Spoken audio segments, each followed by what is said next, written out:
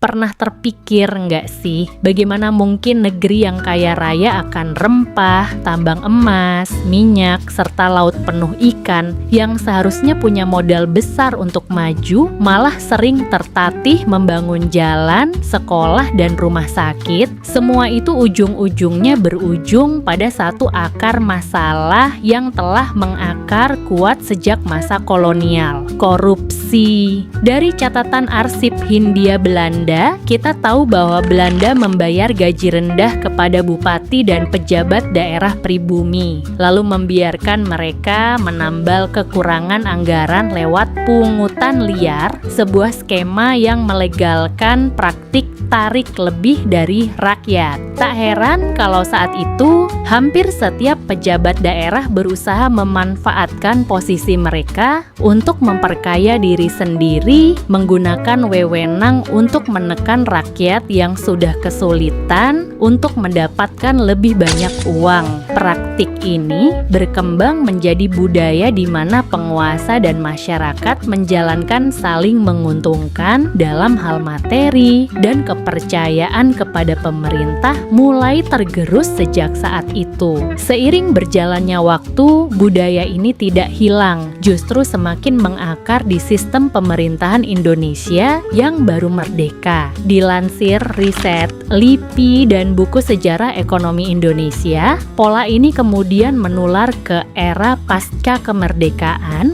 membentuk budaya patronase di mana siapapun yang pegang kekuasaan merasa berhak memperkaya diri sendiri. Korupsi merambah dari level atas, penggelapan dana proyek infrastruktur triliunan rupiah, hingga pungli di tingkat bawah, seperti biaya tambahan di puskesmas atau pungutan tak resmi di sekolah-sekolah. Saking biasanya, masyarakat jadi merasa itu hal yang wajar, bahkan seperti sudah menjadi bagian dari budaya mereka. Praktik-praktik kecil seperti ini seringkali dianggap sebagai hadiah atau sesuatu yang diterima sebagai bagian dari sistem yang ada. Efeknya nyata, jembatan ambruk, jalan berlubang, obat-obatan langka di klinik, guru tak bergaji layak, dan anak-anak terpaksa putus sekolah karena tak mampu membayar biaya tambahan yang tak transparan.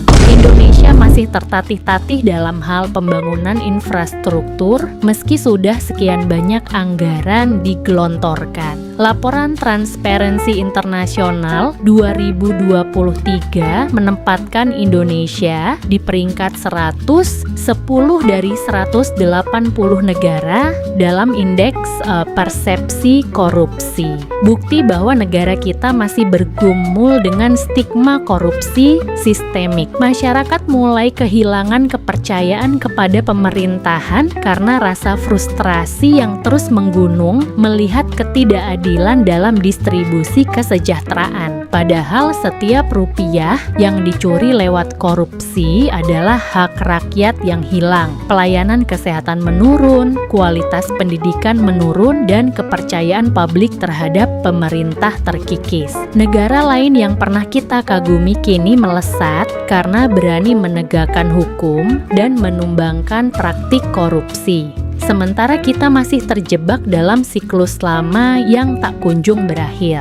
Dalam waktu yang sama, Indonesia menjadi semakin terpuruk di bidang perekonomian dan kemajuan sosial. Negara-negara seperti Singapura yang memulai dari bawah justru lebih unggul karena keberanian mereka untuk menerapkan aturan ketat yang memerangi korupsi di semua level pemerintahan. Jika tidak segera dihentikan, korupsi akan terus menjadi penghalang utama bagi Indonesia untuk meraih potensi penuhnya. Dan jika masyarakat terus membiarkan hal ini terjadi, maka apa yang disebut kemajuan akan selalu menjadi impian belaka. Indonesia membutuhkan lebih dari sekedar seruan untuk mengakhiri korupsi, tapi juga sebuah gerakan perubahan dari seluruh lapisan masyarakat untuk mendukung pemberantasan korupsi yang nyata dan bukan hanya sekedar retorika. Jika tidak,